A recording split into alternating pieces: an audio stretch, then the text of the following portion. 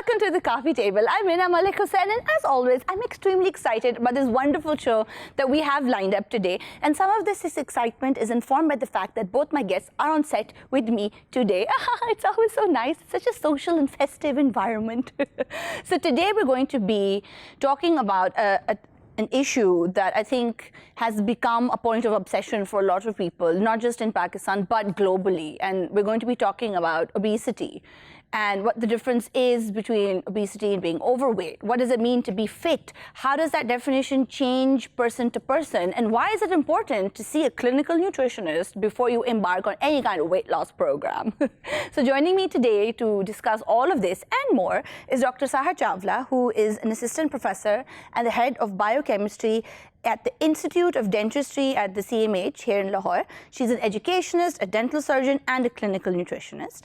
And I am also joined by Miss Angela Marie Sadiqua, who is a nutritional and wellness counselor with a private practice in Lahore. And she is also working towards a nutritional psychology certification from the John F. Kennedy University and a master's in clinical mental health counseling from the University of Cumberland. Lots of expertise on the sofa today. Welcome to the show, ladies. Thank you so much, Mina. Thank you so much for the vibrant introduction. I'm so excited because, you know, usually don't have two people on the set anymore. And now I feel like it's a party. I'm already so excited. Like I was saying this to you before the shoot began, that I always want to dish out my biochemistry, and everyone who knows that, they know it. Exactly. Yeah, looking forward to it. Science time. Absolutely. So if we sort of start at the very beginning. So Angela, tell me, what is the difference between obesity and being overweight? Well, when you look at the clinical definition, overweight is a BMI, I believe, of over 25, and I believe the cutoff mark is around 34. It's cultural dependent. The U.S. has slightly higher cutoff rate and compared to the Asian Pakistanis. And so that's the bottom line. You know, anything below 25 is, between 18 to 25 is considered normal. Between 25 to 33 to 35, depending on the culture, location, ethnicity, etc. Then you cross into the obesity category. Okay, so overweight means that you're just a little over what you're you just should a little be. bit. You just have a little extra, like me. You know, I fall into the overweight category, not the obese category. And so it just means you have a little bit extra. And whether it causes any health problems, issues, I think depends on where it's located, and it's age dependent. Interesting. So Sahar, what is a BMI? What is that? And I think that we know that this is like a phrase, BMI, and I know that it means body mass index. Absolutely. But what does it really mean? Like, what are we looking at when we talk about a BMI? So we are actually looking at the height to weight ratio of a person.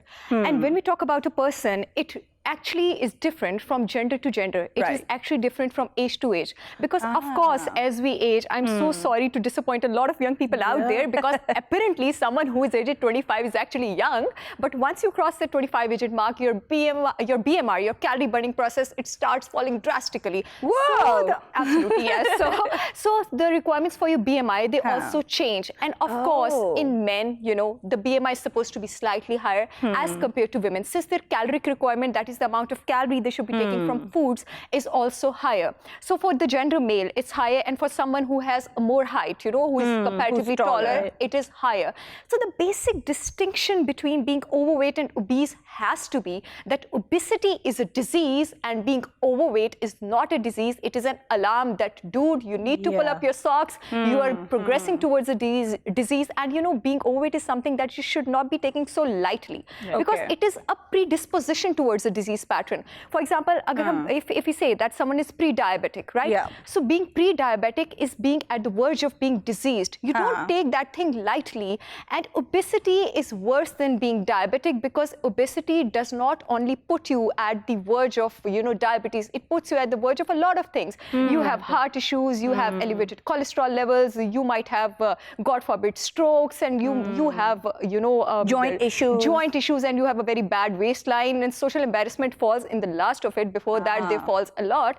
So yeah, obesity has to be a disease, and overweight is an alarm that keeps ticking and ticking. And if you keep on ignoring it, you would definitely be a diseased person. Wow, because I don't think that a lot of people consider obesity as a disease. They don't. and that's, a sad reality. And, in addition to this BMI that we've been talking about, I also use the waist to height circumference ratio. Okay. Because to me, that is a better indicator of disease status, your risk for disease, your risk of complication, because that's specifically looking at your abdominal fat. So why is abdominal fat important? Because it's the fat that attaches to your critical organs. It's the one that attaches to your heart, it attaches to your stomach, it attaches to your liver. That's right, actually. Yeah, Like, this is the area. Very beautifully explained. So, having bigger legs and a bigger bottom that is comparatively better. Is comparatively better. It's not as bad as having a pond. So there is a very and the more extended your abdominal fat is, that's also another indicator of extreme cortisol levels. Exactly. When actually, Mina, we define obesity, we say that there are two kinds of body types. One is apple-shaped body and one is pear-shaped body. So the kind of body that she's talking about, which is comparatively less lethal, is the pear-shaped body. That is, you have fleshy thighs and fleshy bottom, which is not as comparatively bad and is not an indicator of dyslipidemias, that is elevated cholesterol levels or disease, but having an apple-shaped body, that you have thin peripheries. By peripheries, I mean, for a layman, that you have thin legs, you have comparatively thinner arms. But if you have a fat stomach, this means that you have been pumping your insulin and cholesterol to the extreme levels, and now you have diseased fat deposits inside your body. And it is a 90% absolute indicator to know that now you have a fatty liver. Because almost, 90% of the people who have abdominal fat, they have a fatty liver. Yes. What? Oh, yes. Oh my gosh. I mean, purely, this is clearly not just a cosmetic concern. So, Angela, you mentioned cortisol. Now, what is the connection between cortisol and stomach fat? It's just like a trigger. It tells your body to retain, you're putting your body under stress. And when you put it's that fight or flight instincts that are just grounded into us.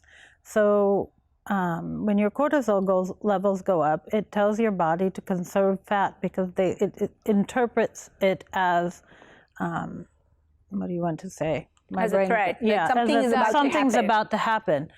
And so stress is one of those triggers for high cortisol levels. Stress and other than that, sleep deprivation. Well, exactly. I would because really like deprivation increases your stress levels. I would really like to educate the audiences, through your platform, that one night of sleep deprivation can increase your cortisol levels by 50 to 53%. Exactly. So no matter how much careful you are in your nutritional hygiene, when I utter the term nutritional hygiene, I mean that no matter how much precise you are with your, eating routine, how much good selection of food choices you make, if you do not have a good sleep hygiene, you are ruining it all by increasing your cortisol levels. This cortisol actually directly pumps your insulin. Right. Now, insulin is always categorized by two distinctions. Number one, hypoglycemia, that is, it puts your blood sugar down. Yeah. And number two, that it causes lipogenesis. So lipogenesis, to translate it for everyone else, lipogenesis is the buildup of fat cells. And these fat cells, they actually have the propensity to accumulate in your abdominal area. So here is the threat for you, that insulin has been increasing. That is why fat is increasing in your abdominal area. And of course, in the longer run, this leads to adrenal fatigue, because this cortisol, this has a direct link towards adrenals. Adrenals are the glands which manage your stress, your sex hormones. So you can imagine what havoc you can create in your body by, being careless about your routine and your nutritional hygiene. Yeah. Wow. So before we sort of delve deeper into, cortisol and fat and things, I want to ask both of you, obviously, what are when we're looking at who is more likely to be overweight or obese? Because I know that it is also a socioeconomic thing. It's also a rural-urban thing. So sort of how do we start looking at this? Actually, there are a multitude of factors. Yeah. So the number one has to be your upbringing, your environmental factors, what you're taught, what you're exposed to, how much you're aware of that. And the next has to be the over luxurious and the sedentary lifestyle that we are exposed to. The more sedentary lifestyle, especially the on-screen time for the children, that you're exposed to, the less likely they are to move. Of course, junk food is definitely a gateway to hell. And why is it so easy? Because it is accessible, it is tasty, and majority of the items, they are slightly inexpensive. Compared to if you try to get your hands on the organic food items, they're comparatively expensive. And then genes also play an important role. But I would really, Mina, like to discourage people who like to, camouflage their inabilities behind this fact that, oh no, it runs in my genes, I can't help it. There are a lot of things. There are proper weight management programs, there are proper counseling tips, there are proper nutritional guided charts that can actually help you override your genes and not fall a prey to the genetic obesity that has been running on and on. But genetic obesity is a thing. Genetic obesity is a thing, and it's one component. Now, environment oftentimes triggers when the expression of genes. And when you look at somebody, when you look at a child, you cannot look at that child and say you will be overweight when you're 20 and you will not. It's based on a lot of things, like she said. It is socioeconomic status, what access do they have to food, and what quality of food do they have access to. Second of all, it's the environment that they are raised in. What are the parents teaching them? What kind of a school are they going to? Is the school promoting junk food and fast food? Is that the items that they are taking, or are they required to take a homemade meal? What are the parents, emphasizing and reinforcing? Are they teaching their children to eat vegetables, or the moms are taking the easy way out? Okay, here's a bag of Maggi noodles, go in to cook it. And so as far as she said, like physical activity. What access do you have to move? And what priority do you put on physical activity? Are you giving your children ample time to move and run and play, or you're saying, okay, there's the TV, sit down, be quiet, and don't bother me? So multiple factors go into this, and sleep is a big one, because one thing we often overlook is the role that neurotransmitters play in our weight issues. And serotonin is a big one. Absolutely. And poor diet, lack of sleep, and lack of exercise leads to low serotonin levels in the brain. Which automatically increases cortisol. Exactly. As well, if you would like to. So what happens when we have low serotonin? Biochemist? Yes, serotonin is actually the hormone that is associated with, mostly it is known for, it is associated with pleasure. But let me tell this to everyone, it is also associated with your temperature regulation, body internal temperature regulation, the thing that is termed as thermogenesis. Thermogenesis means the effect on your internal body temperature once you consume a certain food. Now, there are certain food items, especially protein. I'm going deeper into serotonin also, don't worry. I'm here for it. And like I said, I love dishing out my biochemistry, right? So thermogenesis is basically the heat that is generated when you consume certain foods. For example, proteins, they are so good for weight loss programs because they have this higher ability of thermogenesis. Now, serotonin, it plays a very important role in regulating this thermogenesis. Are you getting me? So serotonin is playing a very important role in the rate from which calories would be released from food. Then serotonin is regulating. It's not just the thermogenesis, but it's also your feel-good hormone, and it is regulating your digestion. And it's controlling your mood. And it's so when your serotonin levels are low, you are at greater risk of depression. So it's a sort of two-pronged thing where you are at greater risk for depression and feeling low, and also not digesting your food. Not digesting your food, and the most important function, it is regulating your sleep-wake cycle. Like we have been talking in the first part, that your sleep-wake cycle has to be regulated. Of course, when you're cringy, when you have a depressed mood, at the same time, you have this kind of adrenal crisis, you have high cortisol, you cannot sleep well, because when your cortisol is high, at the same time, and when your serotonin is low, your melatonin also goes less. Your melatonin needs to be at optimal levels for you to sleep. So all of this is, they're all intertwined. So your body is always in sort of like alert mode then. Yes, exactly. And it doesn't shut down, and it doesn't relax, and you don't calm. And, you know, people don't realize how important serotonin is to your overall health and well-being. And there are only 3 ways that we manufacture serotonin: the proteins that we eat, sun exposure, and gut. exercise. Yeah. We're going to take a very quick break here to leave everybody in suspense about serotonin. Stay with us. We'll be back in a minute.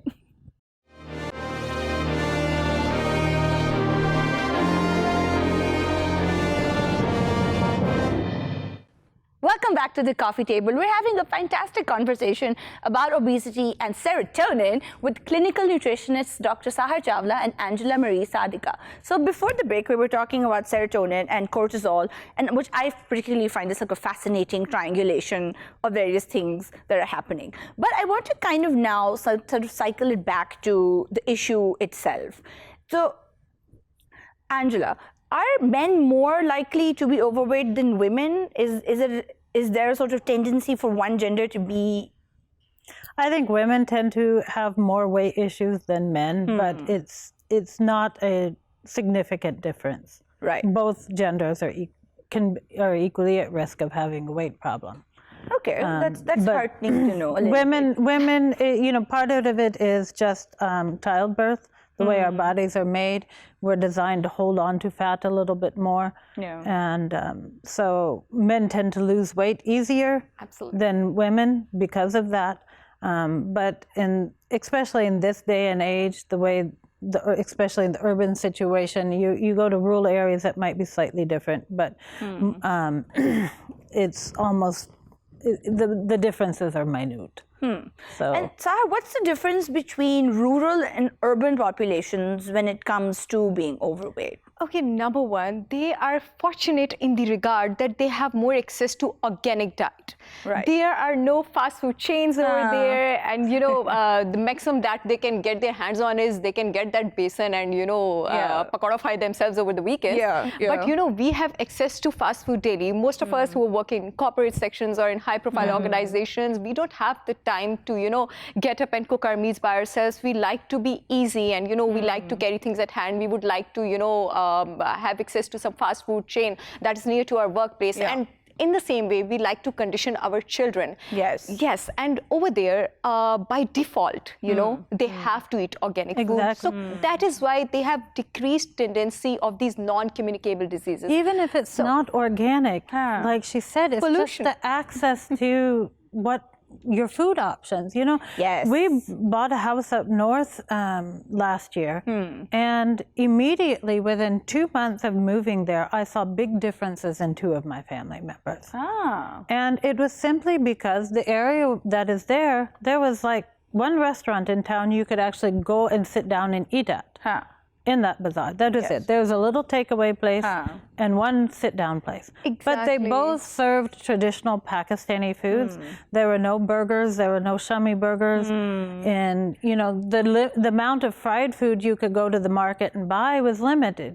Yes, the chips and the biscuits were still there. It's the maximum that they can get their hands on. Exactly. And their dessert indulgences would be a murabba or a gachak, which is actually healthy, eaten in moderation. And our dessert indulgences would be a molten lava cake or a pastry or a donut, and which is a disaster. Just to go get those items. There was no parking. So if my child wanted, I want a bag of chips, Mom, walk to the market and get it. And then you start burning down a bunch 3 of flights of stairs and down a hill. And, we'd come back and we look at the hill going up to our house and go, it's a deep breath, because we're urban junkies, The air where there is pollution free. So there is one beautiful thing associated with air that is pollution free. It actually causes your body to release anti-inflammatory cytokines. That is those chemicals which decrease inflammation and cortisol and insulin. So there are a lot of factors. There's so many factors.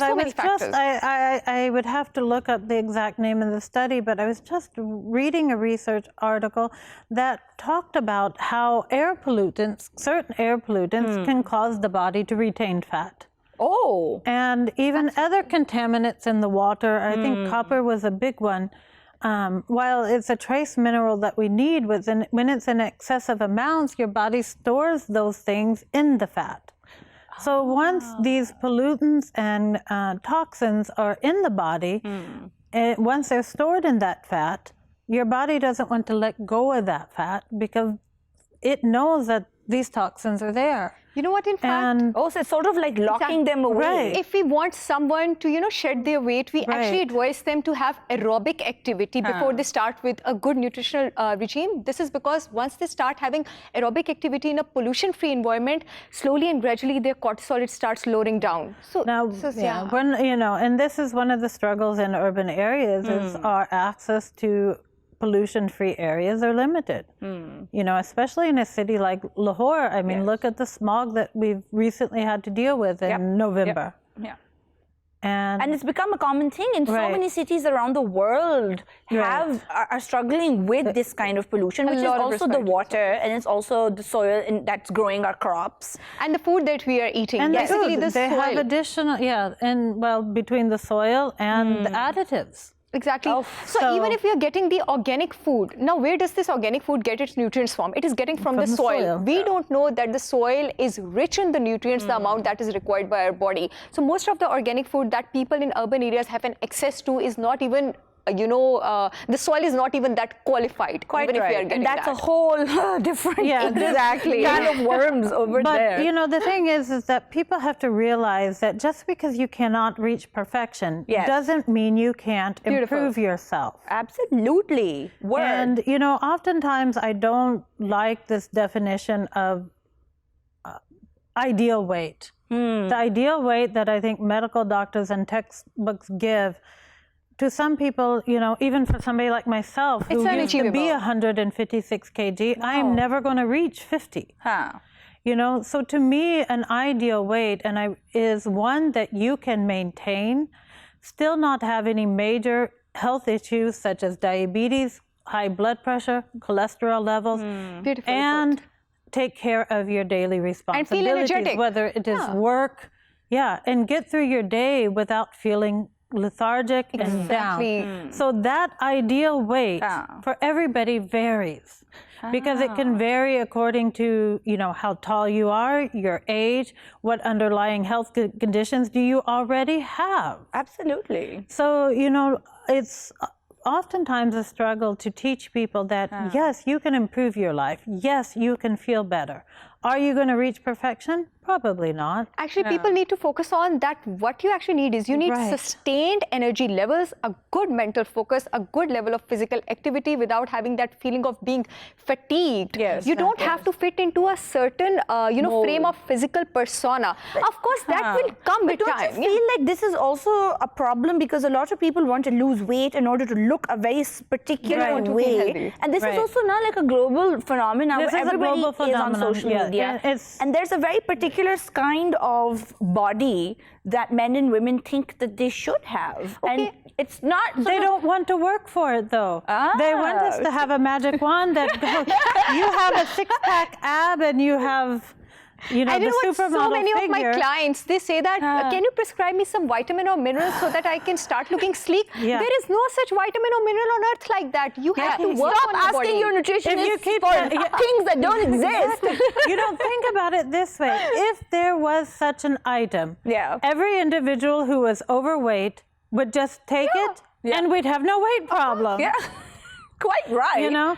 And when you look at people who have that, what media projects as a perfect figure, the amount of time and effort that they put into maintaining that figure is tremendous. And for the majority of us, we either don't have the time, don't have the physical ability, or we don't have the resources. Not everybody can afford a personal trainer and a chef. Exactly. And one more thing, everyone's job description is different. Exactly. Someone who is a model or someone who is a celebrity in a job that requires to look a certain way, this is their JD, right? Someone whose job description falls into intellectual categories, you have to use your brain a lot in order to earn your bread and butter. You can't be focusing all the time on looking like, a calendar model. And if you, deprive yourself of the necessary amount of carbs like that, you won't be able to perform your intellectual functions.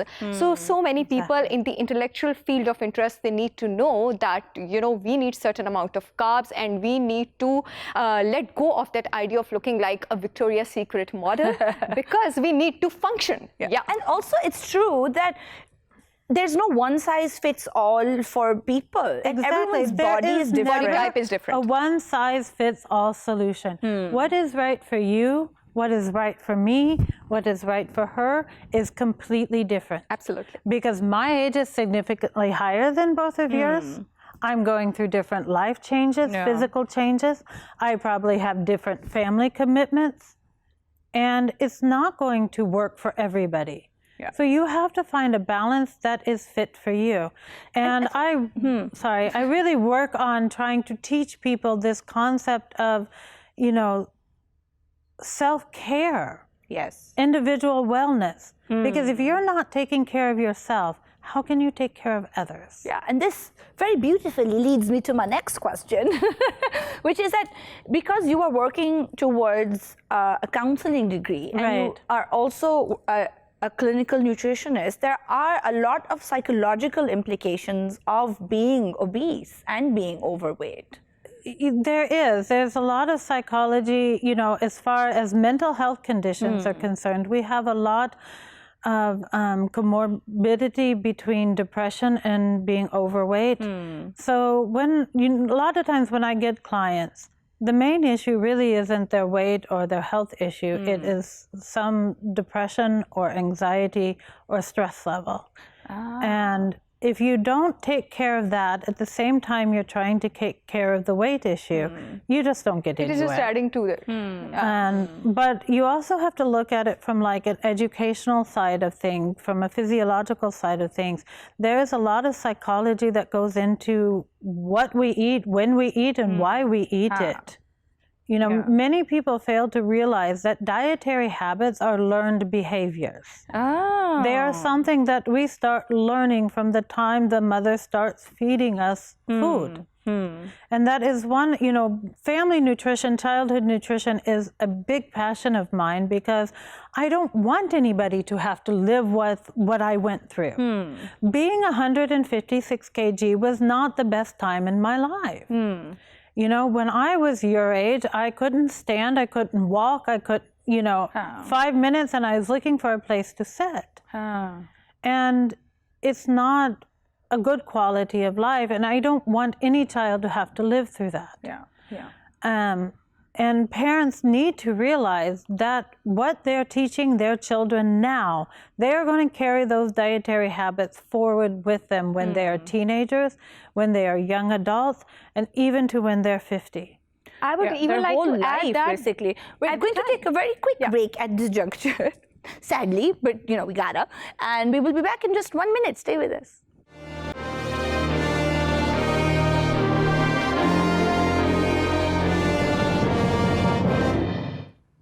Welcome back to this riveting conversation, which I'm very sorry is coming to an end. We should just keep on talking about it.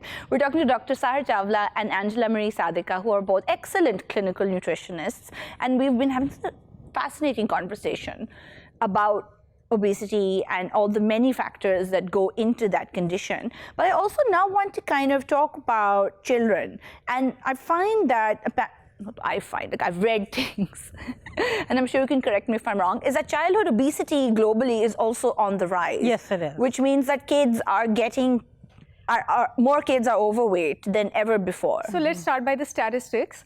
The Atlas of Childhood Obesity by the World Health Obesity Federation, it says that currently in 2020, there are around 150 million obese children all around the globe. 150 million, yes, you're hearing me right. What? And obese, not overweight. Basically diseased children around the world, and the incidence of obesity by 1975 has spiked by around 40%. You're hearing me right again.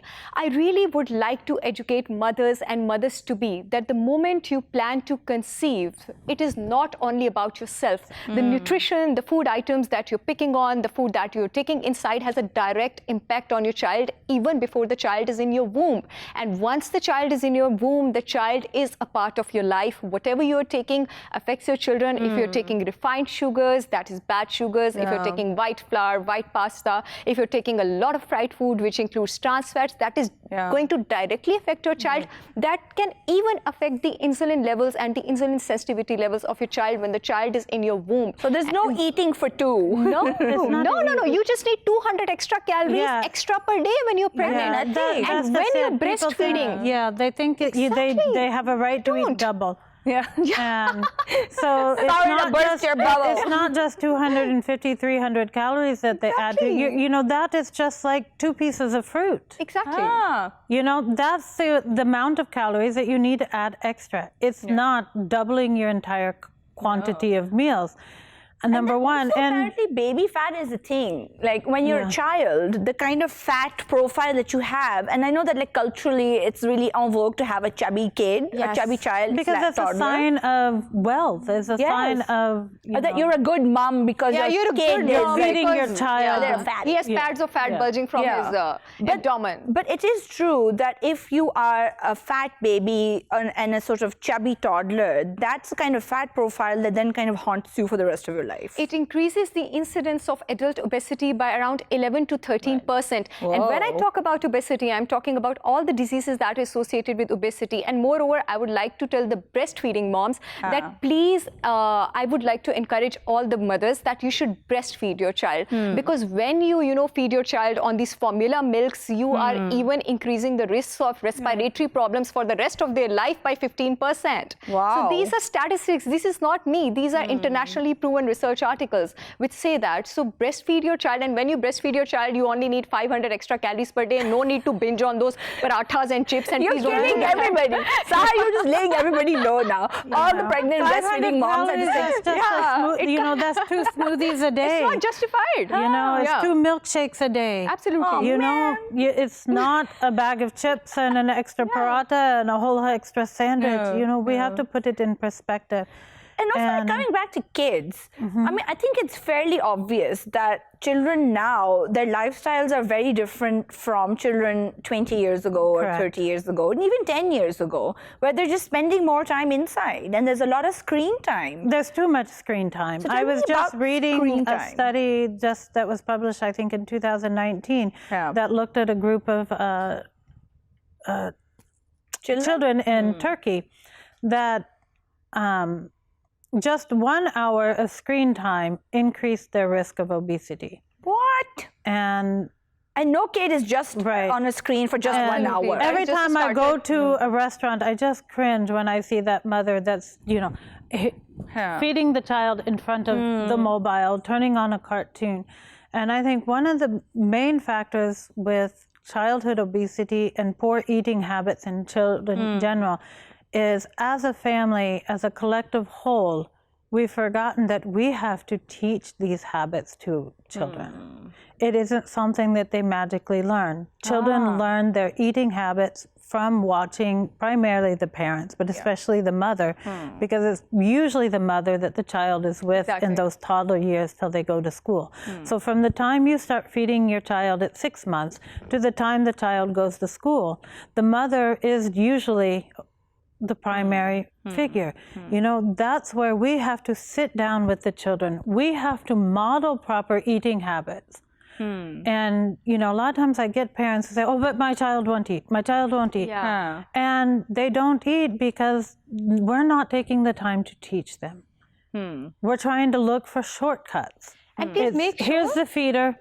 Put the sugar in the feeder, they'll drink it.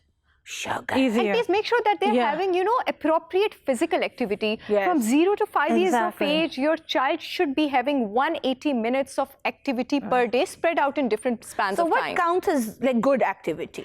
A proper sports activity and an outdoor activity, because Ideally, what kind of boost your anti-inflammatory chemicals will get in an outdoor, in an aerobic environment, that is at the time during early morning when the plants, they're releasing their oxygen. At the time, the activity would be more fruitful as compared compared to an indoor activity or an activity that is confined during the time in the evenings. Yeah. So ideally, if you sleep at the right time, you'll wake up in the morning at the right time, and then you can go outside and play at the right time. Absolutely. But we've drifted from that. Yeah. I mean, I find so many clients who don't even have their breakfast till 12 noon. Oh God, every And other person. you've missed, you know, and then Can we just they please go to reiterate sleep that at breakfast is a very important meal? the most the important most meal of the day. important Thank meal you, of the day. because I am like a 1% breakfast activist. I find it shocking that people You know, don't eat I breakfast. find that a lot of it comes down to having a poor daily routine. People are staying up too late. When you stay up till 2 or 3 o'clock in the morning, I guarantee you are not doing anything except eating wasting your or time. watching a screen. That's true. You are not going to go outside. You're not going to be playing sports. You are not going to the gym. You're not going to be involved in any kind of social activity. You might be writing your thesis. You might be writing a thesis. You might be studying for an exam, but that's a whole nother story, Otherwise you would be discussion. wasting your But you know, time. psychologically, when you look at the studies, you know, having a proper study schedule and not staying up till god awful hours of the night trying to study, actually, you will retain the information better. Yeah. You know, so we get these big misconceptions. I read this really interesting study. Again, it was a 2019 one, where the study showed that children who ate 4 pieces of fruit a week or more were 55% less likely to be obese. It shouldn't be per week, it should be per day. It should be, day. exactly. It should Oh, be even per day. better. Because every child, there's a food pyramid for children Right. specifically. And the fruits and the vegetables, they fall into the fourth And that category. pyramid is not the same as an adult pyramid. It is slightly It's different slightly from an different, adult. yeah. So that at the top of the pyramid, there are the sweets and the candies that everyone should be skipping, right? At the fourth portion of the pyramid, we have the fruits and veggies. And you have to include 3 to 4 portions of fruit and veggies for children individually in order to fulfill especially their electrolyte and potassium levels, which is very important for a regulated body function. So it has to be 3 to 4 fruit servings per day. Per day, And wow. it is, and of course, since fruits, they are filled with all these beautiful vitamins, minerals, phytonutrients. They're fighting against diseases in your body without letting you know. So everyone would benefit from them, whether And it be a of course, child or on adult. one level, this is also a problem of a socioeconomic problem also, where a lot of families don't have access or can't afford certain foods or be able to make healthier food choices. You know, that's true for those living below the poverty line. But those that are above the poverty line, a lot of it just comes down to personal choices. And, you know, whereas you may not be able to afford organic things, you may not be able to afford something that's imported, but you do make a conscious choice. You know, your kid says, "Mom, I'm hungry. I want to go to the store." Do you send them to the fruit stand, or do you send them to the corner store to buy a bag of chips and a cold drink? Yeah. And, you know, these sugary beverages and everything, it's just drastically changed this country. You know, when I first came to Pakistan, this is 20 years ago probably now, and I was on Peshawar side, not Lahore, but I had to walk almost 2 kilometers to buy a cold drink. Wow. And You'd have to be really committed to that soft drink. Yeah. And, you know, because I was addicted to cold drinks, I was very committed to walking that 2 kilometers to find it. But now I go to that same neighborhood, and the poorest neighborhood, the shops in the poorest neighborhoods will have such a variety of cold drinks and juice boxes and candies and chips that I did not see 20 years ago. Of course. You know, I'm, you know, hillbilly American. Fried chicken is like so much of a part of our cuisine, like chicken karai and biryani is for you guys. You know, so it was something that, you know, we know how to make. You grow up knowing how to make fried chicken. When I first went over to Peshawar, relatives didn't know what fried chicken was. They had never eaten it.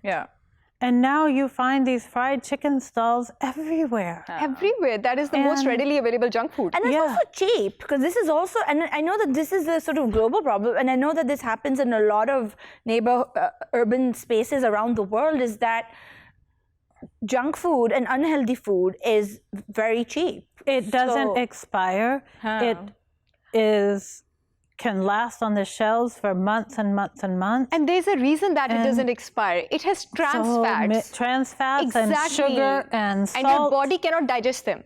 Gross. Body has no enzymes for trans fats, so you can imagine what those trans fats will be doing. Those trans fats increase the cell signaling of inflammatory cycles in your body, and then your body is basically saying, "What is that? What is that?" And they lead to increased plaque deposits in your blood vessels, which can increase your blood pressure, risk of heart attacks, risk of lipid disorders, and of course, those plaque deposits, they are fats. So these fat deposits would be everywhere. You would be obese anyway. Okay. Yeah. So what are some easy kind of life swaps to make for people who generally want to be more mindful about their lifestyle and a healthier approach? You need to go to sleep at a reasonable hour. And what's a reasonable hour? Like 10? 2 hours after Maghrib within our Isha prayer. You know? So 10-ish. Yeah. Maximum. 10, Maximum. Then your cortisol starts spiking Because there's also a thing about your quality of sleep depends on the time of night also. Exactly. That more the quality, the tranquility, the calm and the peace that you get during the night hours. There are actually, Mina, certain processes that need to be shut down during the night hours. Again, the inflammation causing chemicals. Right. Exactly. Okay. But those processes can only be shut down if you sleep during the night. So we need to shut down them for the repair, wear and tear of the body. That is why. So reasonable bedtime. Waking up early in the morning. Spending some time outside. I'm not asking anybody to go spend so much time outside that they put themselves at risk of sun cancer, but you know that sunlight is important for vitamin D levels. It is also important for the serotonin and melatonin levels in our body, which play a huge role in our mood and our weight. Very important. And we need to turn off the screen. We need to unplug ourselves sometimes. Computers, mobiles, internet, they're wonderful tools. But when they overconsume your life to the point that you don't have a hobby, and you know, I actually have clients, I ask them, what are your hobbies? And they just look at me, oh, just surfing the internet. Exactly. They don't have any. They don't do anything physically. That doesn't count as a hobby. No, that is not a hobby. That is an addiction. Get a real hobby. It's outside of the house. So, and making half of your plate vegetables. And that alone solves so many problems. That one simple step. But people are stuck in what I call the chicken and chawla and chicken and roti mentality. You go sit down at a restaurant and you try to order something and it's always something around chicken and bread or chicken and rice. White bread in particular. And it's white, Otherwise, she's right. multigrain White flour bread is amazing. If you want that roti, have it twice a day. But white flour, that roti is a big no. You can't have it even once a day. Right. Yeah. Just cut it out of your life. Because your carbs need to be as complex as possible. Another simple thing to do is just look at how much sugar is in your food. It is everywhere. I was astonished. And the trans fats as well. Trans fats are actually sometimes disguised as hydrogenated fats. Yesterday I was talking to a client of mine and she said, oh no, I did not read trans fat in the label. I said, did you read hydrogenated vegetable oil? So wherever you read hydrogenated vegetable oil, throw it away. That is a poison. That margarine. Okay, let me tell you, a research was, there's an interesting research that was conducted where a piece of butter and a piece of margarine was placed in an outdoor and the flies, they actually sat on the butter and they rejected margarine. Imagine flies rejected margarine and we select them. Margarine is bad. Oh my God. Thank you so much, both of you, for this wonderful conversation. Like, I could personally keep talking about this for 3 more shows. But our time with you has come to a close. Thank you guys for watching. Stop eating margarine. No, but I'm also really heartened to know that there are a lot of very easy ways that all of us can adopt in our daily routines and in our daily lives that can increase and will increase the quality of our life.